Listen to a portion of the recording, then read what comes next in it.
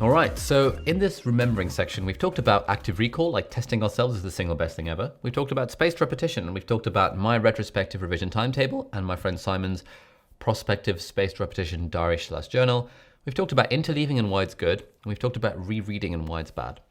Let's now talk about highlighting. Now, highlighting is one of those things that we all love to do. I love carrying different colored highlighters with me because it makes me feel pro. You know, like I remember when my mum was preparing for her medical exams and I would watch her studying, she'd be like highlighting with one of these like Staedtler highlighters. And I'd see her book with like tattered pages with all highlightings everywhere and think, damn, this is what studying is supposed to look like. But unfortunately, if we look at the evidence, highlighting is not very effective. So there's that study from 2013 that I've been referencing a lot from Professor Dunlosky and his colleagues, and they looked at highlighting and all the evidence around highlighting, and they concluded that highlighting is low utility, i.e. it's not very good.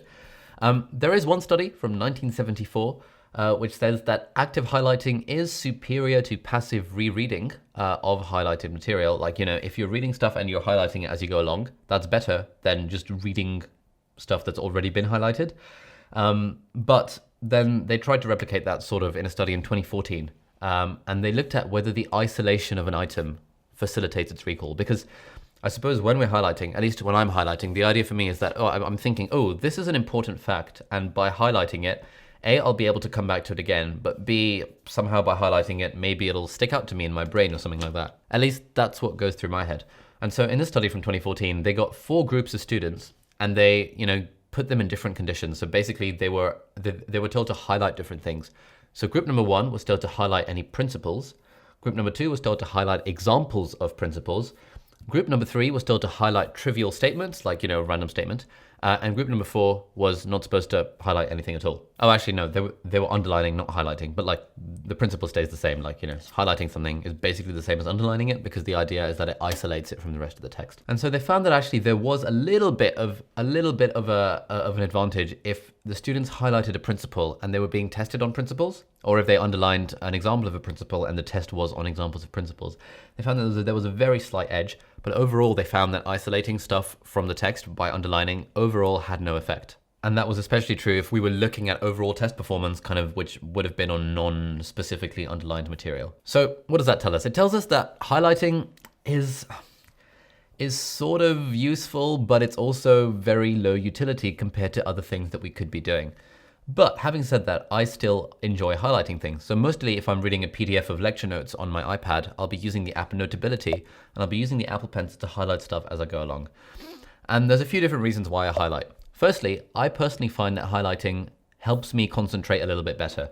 Like if I have something to do while reading, it means my mind is less likely to wander. So that's a good reason to highlight in my book. Secondly, I enjoy highlighting in different colors. Firstly, because it makes my notes look pretty, and when stuff looks pretty, I'm more likely to continue doing it and to enjoy it.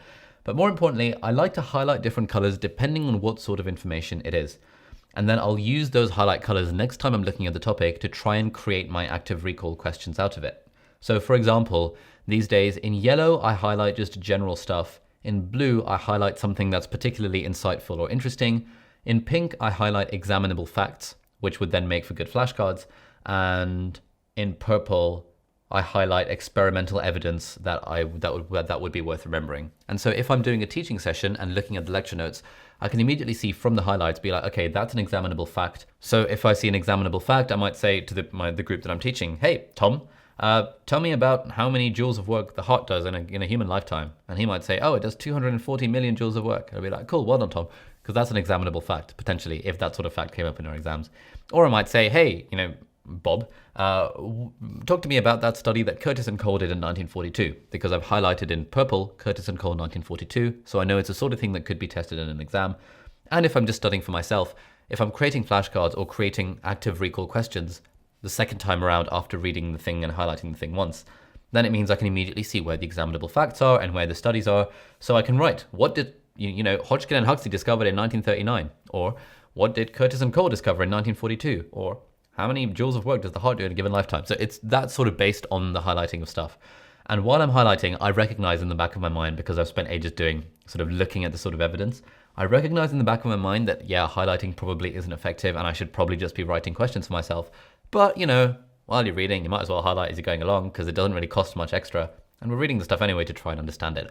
But of course, I am doing the Feynman technique of whenever I like pretty much for every line in the lecture notes, or at least at the end of every paragraph, I will be asking myself those two questions of, firstly, does this make sense? And secondly, could I explain this to a 5-year-old? So for me personally, highlighting doesn't detract from the Feynman technique and from the active recall that I'm doing. It sort of helps create active recall questions further down the line.